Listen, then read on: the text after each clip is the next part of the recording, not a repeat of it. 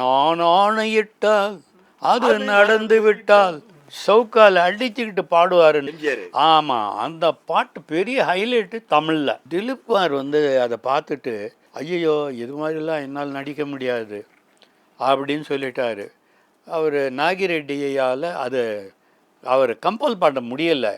ஓரளவுக்கு சொல்லி பார்த்தாரு.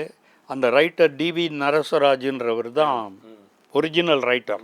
தெலுங்கில் அது வந்து ராமுடு பீமுடு பெரிய ஹிட்டு.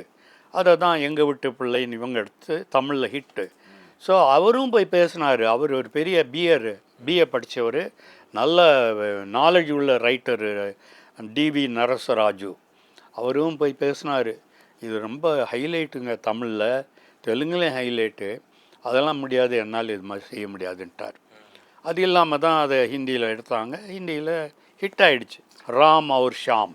இப்படியாக திலீப்குமார் எப்போவுமே அவர் ஒரு பெரிய அறிவாளி, நல்ல நடிகர், கதை விஷயங்கள் எல்லாமே தெரியும். ஆனால் அவருடைய குறையும் அவருக்கு தெரியும்.